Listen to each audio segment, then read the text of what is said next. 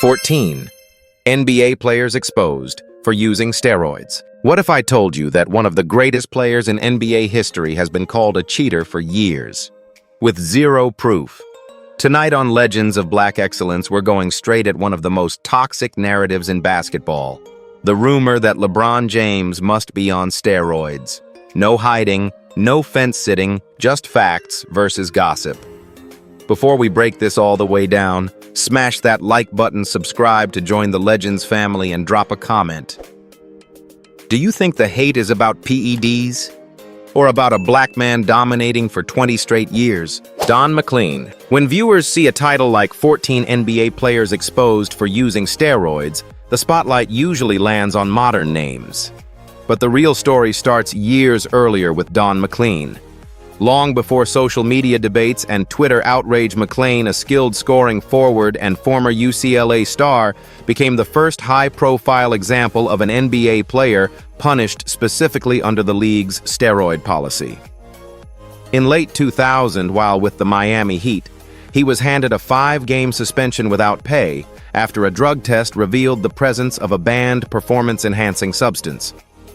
Overnight, a veteran role player who had quietly built a solid career was pushed into the center of an uncomfortable conversation about doping in professional basketball. At that moment in time, McLean wasn't a dominant star chasing MVP trophies. He was a seasoned contributor fighting through injuries and trying to stay on the floor.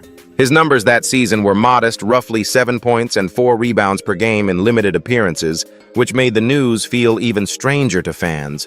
Why would someone in that situation risk using a prohibited substance? The league didn't publicly specify the exact steroid involved, but it was made clear this wasn't a recreational drug violation. It fell squarely under the performance-enhancing category, sending a clear message that the NBA intended to enforce its anti-doping rules regardless of a player's role status or statistical impact. The consequences went much further than missing a short stretch of games.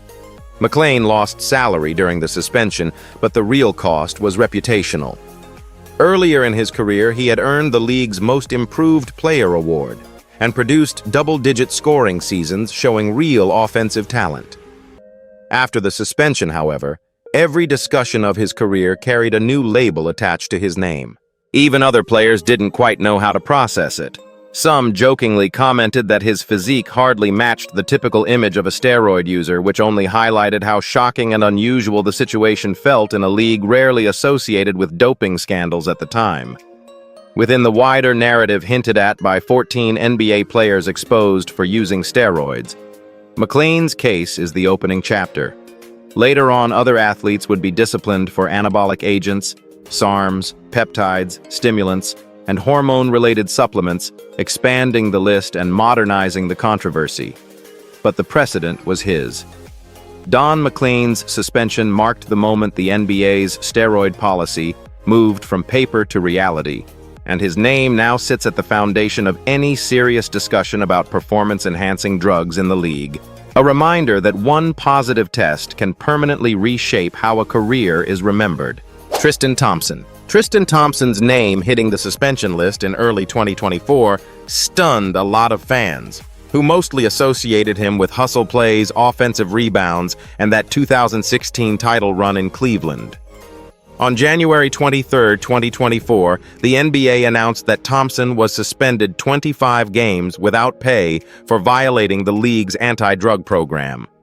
Tests detected ibutamoren and SARM, LGD 4033 ligandrol in his system, both categorized as performance-enhancing substances. Overnight, a veteran big man on a minimum deal turned into the central figure in one of the most high-profile PED cases the modern NBA has seen. The context made the situation feel almost surreal. Thompson was no longer a high-usage starter or a rising star chasing awards.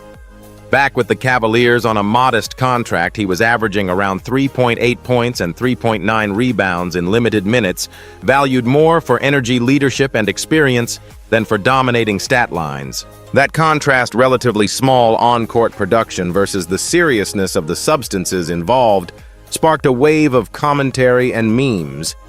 Critics pointed out the irony of risking a long career and public image for an edge that at least statistically didn't translate into standout performance on the floor. The substances themselves weren't ambiguous vitamins or a borderline supplement. Ibutamorin is designed to stimulate growth hormone release, aiding recovery, muscle preservation, and overall physical readiness.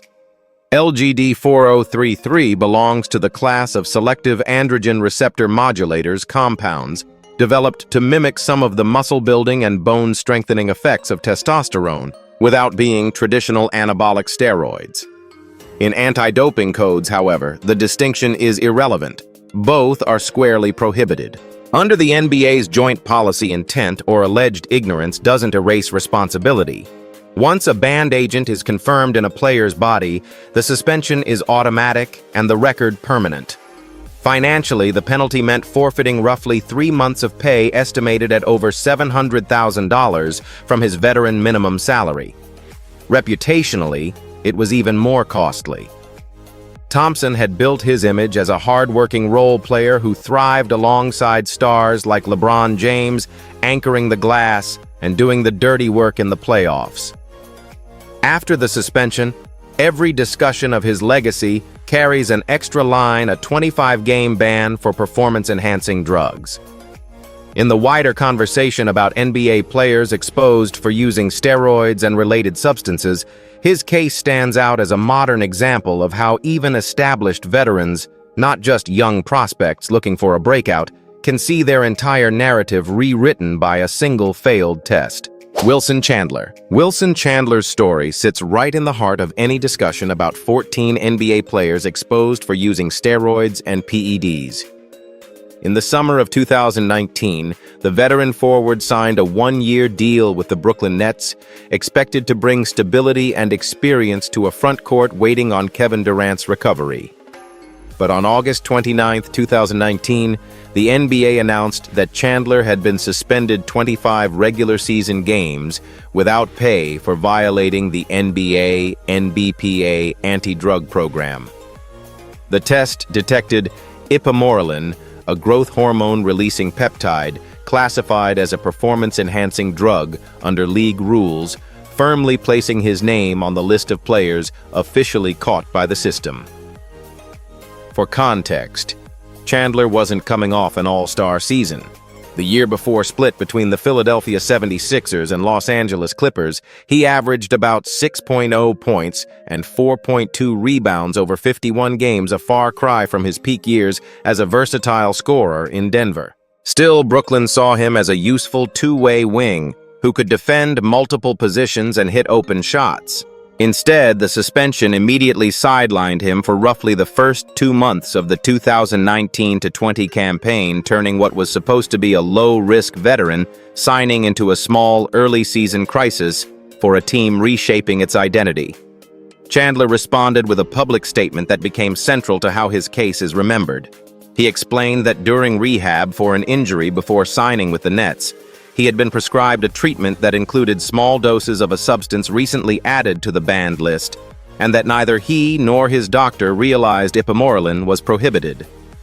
He accepted responsibility and apologized to his teammates, coaches, front office, and fans, stressing that the mistake came from a lack of awareness rather than a calculated attempt to cheat. Regardless of intention, the penalty was clear. He forfeited around $582, $898 in salary, and had to watch the start of the season from the sidelines. When the ban ended, Chandler finally debuted for Brooklyn on December 15, 2019, against his former team, the 76ers, quietly sliding back into a rotation role.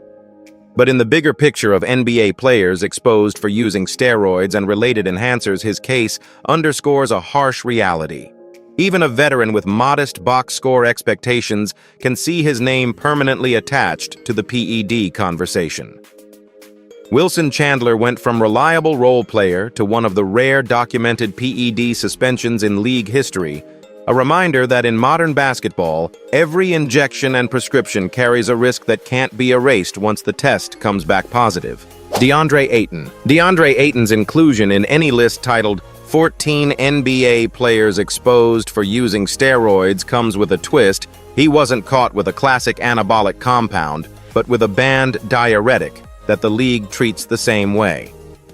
On October 24, 2019, just one day after a strong season-opening performance for the Phoenix Suns, the NBA announced that Ayton would be sidelined 25 games without pay for violating the anti-drug program.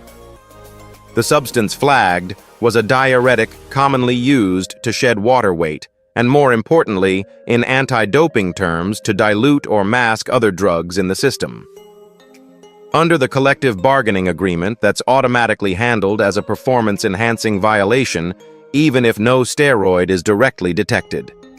The timing made the news feel like a gut punch. Ayton had been the first overall pick in the 2018 draft, seen as one of the pillars of Phoenix's long-term rebuild. In the 2018-19 campaign, he put up a double-double average and entered his second year expected to make another leap.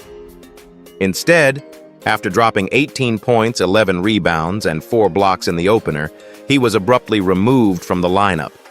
Financially, the 25-game penalty cost him roughly $2.17 million from his rookie-scale salary. But the damage to image and momentum may have been even more painful.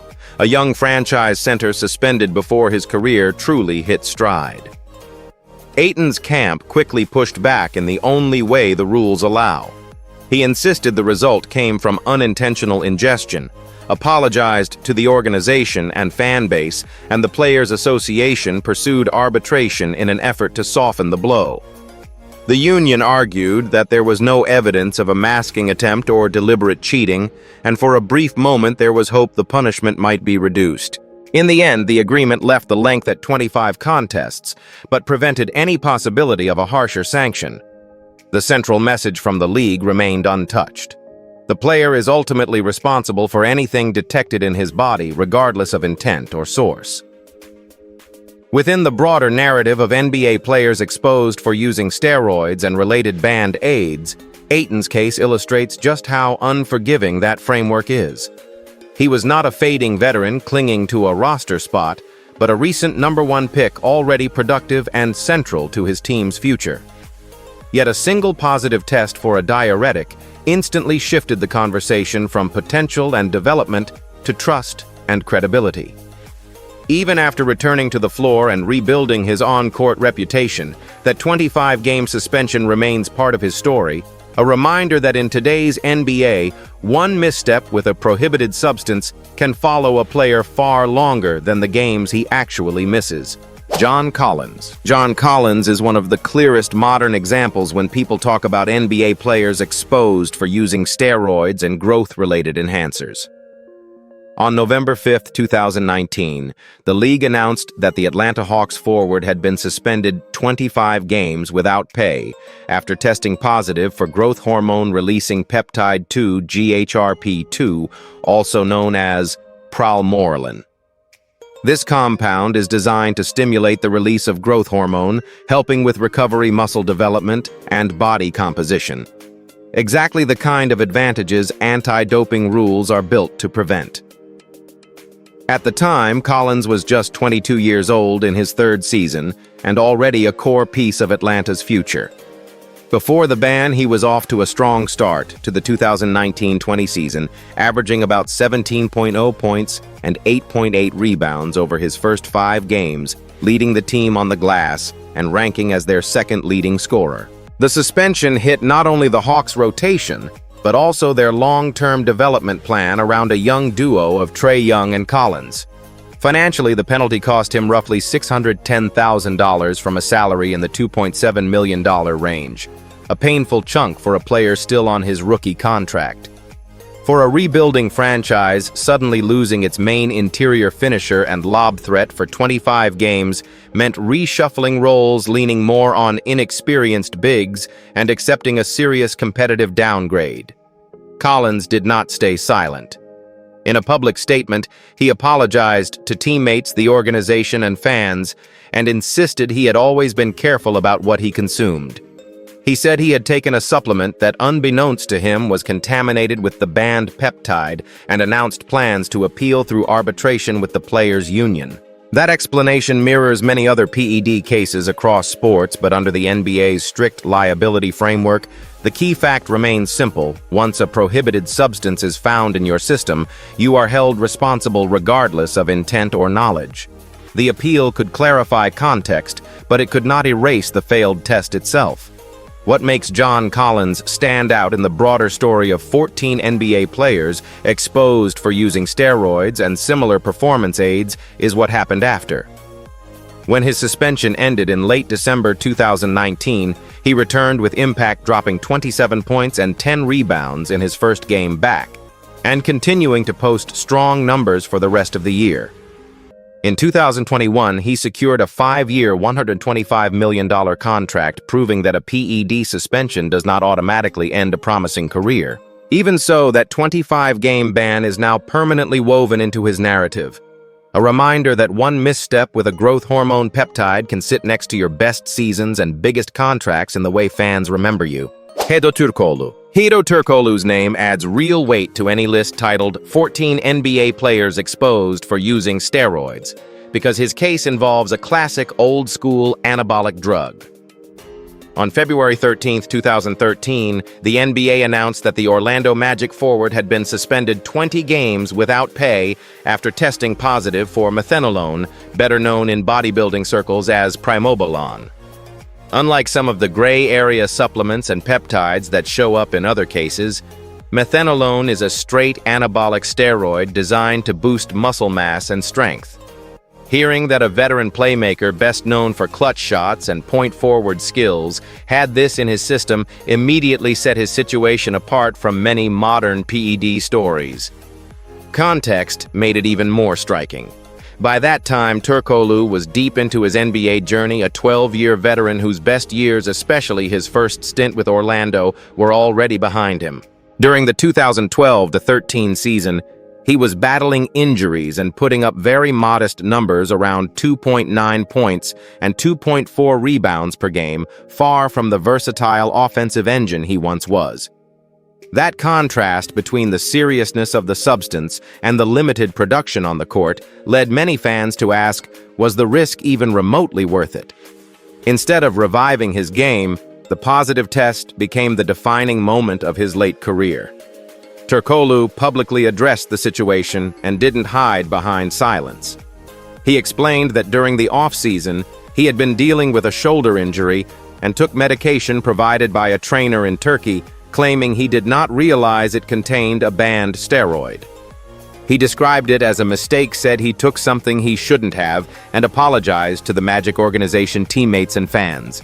Orlando's general manager at the time, Rob Hennigan, referred to it as an honest mistake and used the moment to emphasize how complicated the list of prohibited substances had become for players, especially with more than 100 different names to memorize.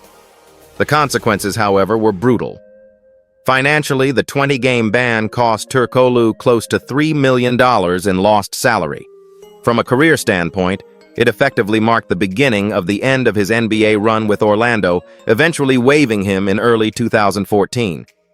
In the broader narrative of 14 NBA players exposed for using steroids, his case stands as one of the clearest, most traditional steroid violations, a proven anabolic agent, a significant suspension, and a veteran whose legacy shifted from crafty playmaker and playoff hero to cautionary tale about how one decision, one injection, or one mislabeled vial can permanently reshape the final chapters of a career. Rashard Lewis. Rashard Lewis is one of the few true stars who legitimately fits under a headline like 14 NBA players exposed for using steroids. This wasn't a fringe role player or a guy on a 10-day contract. This was an all-star forward fresh off a trip to the NBA Finals with the Orlando Magic. On August 6, 2009, the league announced that Lewis would be suspended without pay for the first 10 games of the 2009-10 season after a drug test revealed elevated testosterone levels tied to DHEA, a hormone precursor that can be found in some supplements, but is banned under the NBA's anti-drug program. Overnight, the sharp-shooting stretch four, who had just torched defenses alongside Dwight Howard, became the center of a performance-enhancing controversy. The timing could hardly have been worse. In the 2008-09 season, Lewis had been a huge part of Orlando's success, averaging strong numbers, hitting big shots in the Eastern Conference Finals, and helping the Magic reach the championship stage. Instead of beginning the next year as the confident veteran building on that momentum, he entered the season as a headline for all the wrong reasons. Missing the first 10 regular season games meant the Magic had to open their campaign without one of their top scorers and key floor spacers, disrupting lineups and forcing role players into bigger responsibilities while everyone around the league kept talking about his failed test. The financial hit added another layer of harsh reality.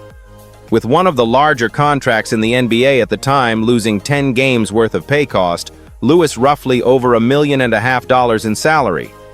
That's the kind of money that makes a small mistake feel anything but small.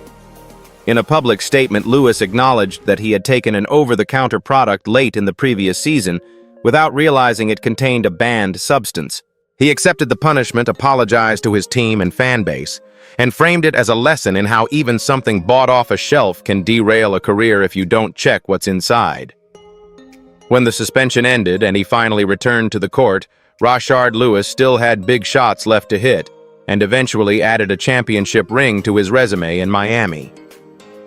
But in any serious look at 14 NBA players exposed for using steroids, his story always appears near the top.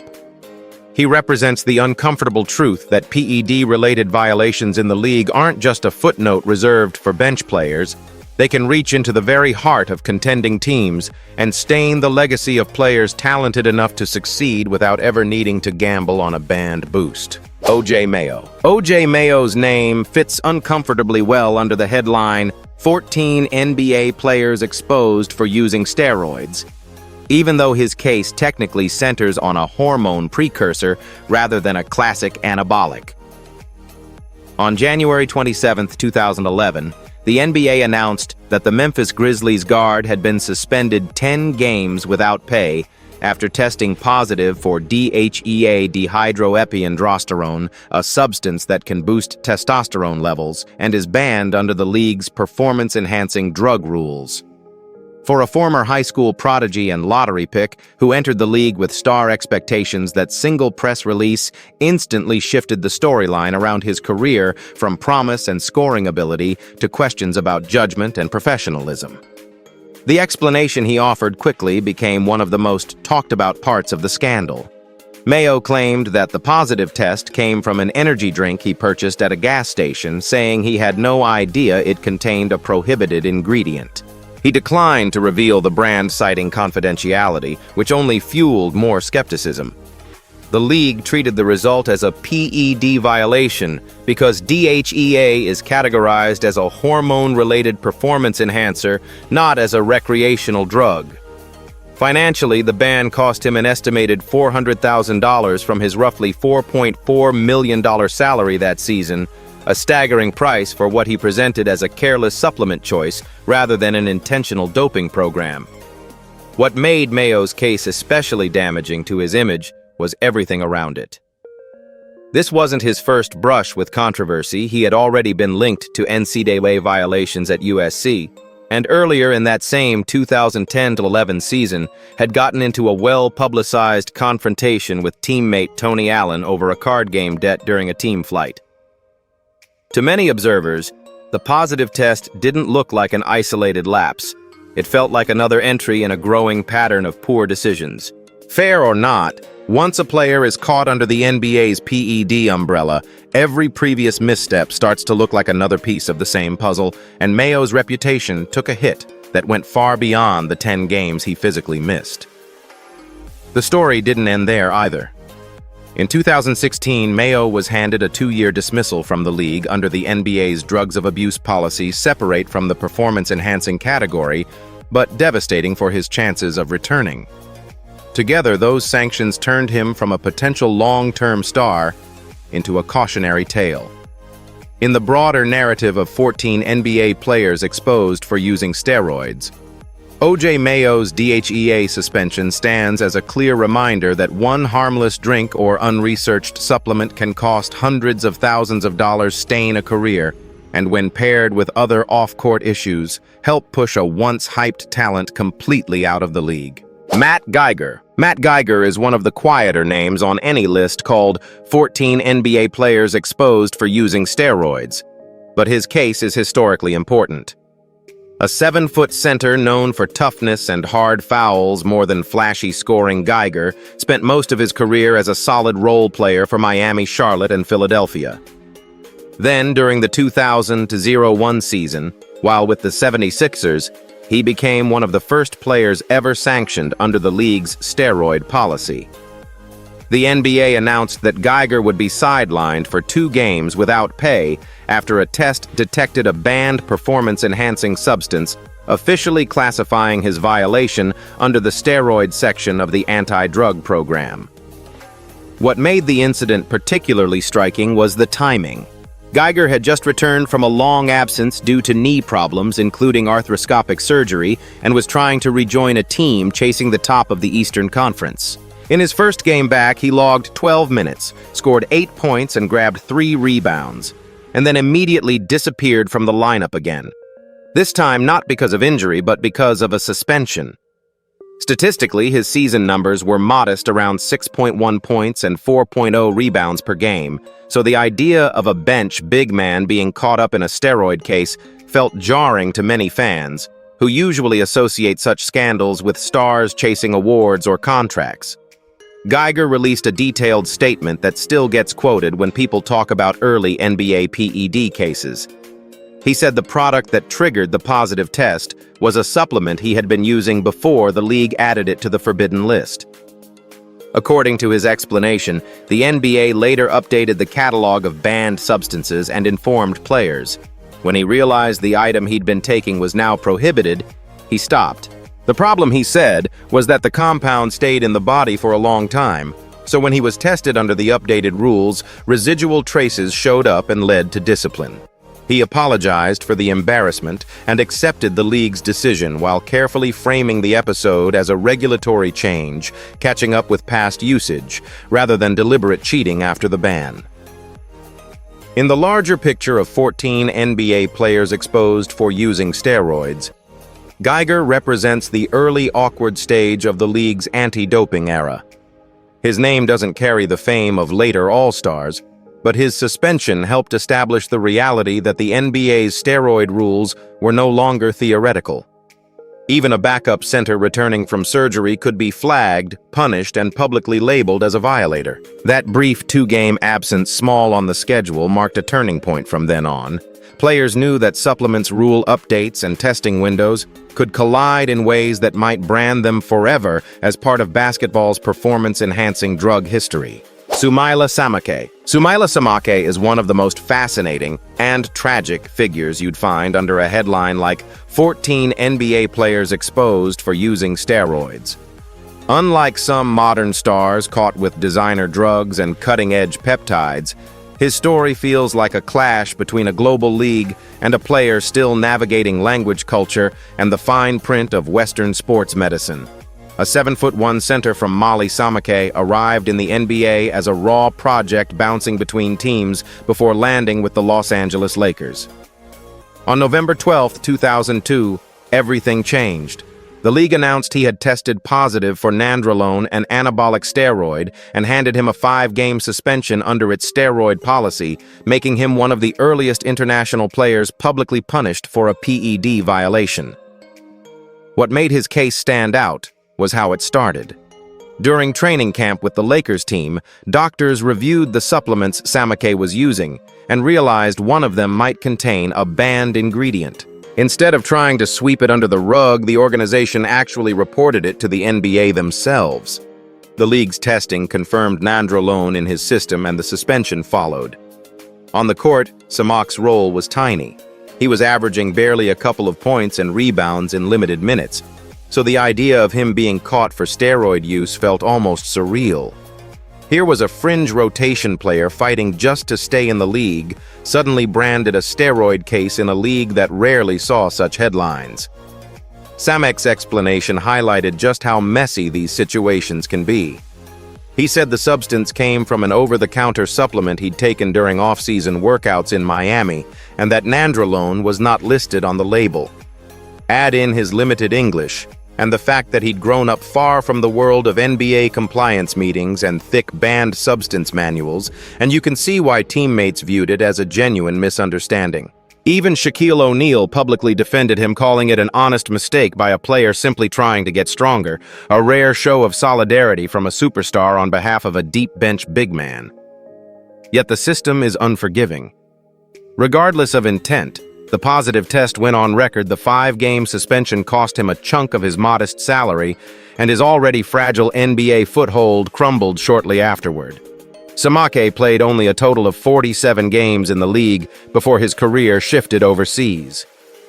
In the broader narrative suggested by 14 NBA players exposed for using steroids, his story is a powerful reminder that PED scandals aren't always about greed or ego. Sometimes they're about a marginal player, a mislabeled bottle, a language gap, and a league that still has to treat every test result the same, even when the human story behind it is anything but simple. Lindsey Hunter. Lindsey Hunter is one of the more unusual names connected to the idea of 14 NBA players exposed for using steroids, because his case didn't involve a bulky bodybuilder drug, but a stimulant used in weight loss medication. In April 2007, the veteran Detroit Pistons guard was handed a 10-game suspension without pay after testing positive for phentermine, a substance classified under the league's performance-enhancing drug policy. On paper, it sounded almost absurd, a 36-year-old backup point guard closer to the end of his career than the beginning suddenly swept up in the same category as steroid users and growth hormone chasers. The timing could hardly have been more painful. The ban covered the final 6 games of the regular season and the first 4 playoff games right when Detroit was gearing up for another deep postseason run. Hunter wasn't a star, but he was a trusted defensive guard and locker room leader. Someone Larry Brown and Flip Saunders leaned on to steady the game in short bursts. Losing him in April wasn't just a blow to the rotation. It also brought an unwanted distraction to a franchise that prided itself on toughness, discipline, and a blue-collar image built during the going-to-work Pistons era. Hunter's explanation became almost as famous as the suspension itself. He said the positive result came from accidentally taking his wife's diet pills, claiming he grabbed the wrong bottle and didn't realize what he had swallowed. That defense sounded simultaneously believable and bizarre, easy to imagine in a cluttered medicine cabinet, hard to accept when you remember that professionals are constantly warned about banned substances. The NBA's rules, however, are simple, and unforgiving intent doesn't erase a positive test. Whatever the household mix-up may have been, the league still treated phentermine as a prohibited performance-related drug, and Hunter paid the price both in games missed and in salary lost, estimated in the hundreds of thousands of dollars. What makes his story intriguing in the broader conversation about NBA players caught with steroids or PED-class substances is what happened afterward. Hunter didn't vanish from the league in disgrace. He served his suspension, returned to the floor, and continued playing until 2010, later moving into coaching roles on NBA benches. His case shows that a violation under the performance-enhancing program doesn't always destroy a career, but it does leave a permanent mark. Every time his name comes up in discussions about those 14 exposed players, the image resurfaces a seasoned guard, a pack of diet pills, and a reminder that even a small lapse in vigilance can land a veteran right in the middle of basketball's doping history. Darius Miles. Darius Miles is one of the most intriguing names you can place under a headline like 14 NBA players exposed for using steroids. Even though technically his case involved a stimulant used in weight loss medication, not a classic anabolic steroid. On September 19, 2008, the NBA announced that Miles had been suspended 10 games without pay for violating the league's anti-drug program. The substance detected was phentermine, an appetite suppressant often prescribed for weight loss. Under NBA rules, it falls into the category of banned stimulants, so his case was treated as a performance-enhancing drug violation, not a recreational drug incident. The irony is that Miles wasn't even securely back in the league when the suspension hit. He had missed the 2006-07 and 2007-08 seasons with a serious knee injury, the kind severe enough that the Portland Trail Blazers were granted salary cap relief, treating his remaining contract around $18 million as effectively wiped off their books due to a career-ending injury. Just as he was trying to mount a comeback and prove he could still play, the 10-game ban landed. The punishment would only start counting from the first regular season game he appeared in for any team, meaning the suspension basically hung over his head like a storm cloud as he searched for a job. During that time, Miles worked out and auditioned for several teams, most notably the Boston Celtics. Boston signed him to a non-guaranteed deal, played him in preseason, then waived him before the regular season started. Eventually, the Memphis Grizzlies gave him a real shot. They signed him, had him sit out to serve the 10-game suspension, then slowly eased him into the rotation for short stretches. Meanwhile, the Blazers were in full-blown panic mode. If Miles played in 10 or more regular season games, his supposedly retired contract would be reactivated on their cap, blowing up their financial flexibility. They even sent a controversial memo warning other teams they might pursue legal action if anyone signed him just to hurt Portland's cap sheet. In the larger story of 14 NBA players exposed for using steroids, Darius Miles represents a different kind of PED case. He wasn't a dominant all-star using drugs to stay on top. He was a former number 3 overall pick in the 2000 draft, fighting for survival after devastating injuries. Phentermine didn't resurrect his career, but it did brand him as one of the few players ever suspended under the NBA's performance-enhancing umbrella, a permanent footnote on a comeback story that never fully materialized. Joakim Noah. Joakim Noah is one of the most striking modern examples you can put under a headline like 14 NBA players exposed for using steroids. A former Defensive Player of the Year, 2-time All-Star and emotional leader of the Chicago Bulls, he was never the type of player fans associated with sleek, lab-designed performance enhancers. Yet on March 25, 2017, while under contract with the New York Knicks, the NBA announced that Noah had been suspended 20 games without pay for violating the league's anti-drug program. The test found LGD-4033 ligandrol in his system, a selective androgen receptor modulator, SARM, created to mimic some of the muscle and bone-building effects of testosterone.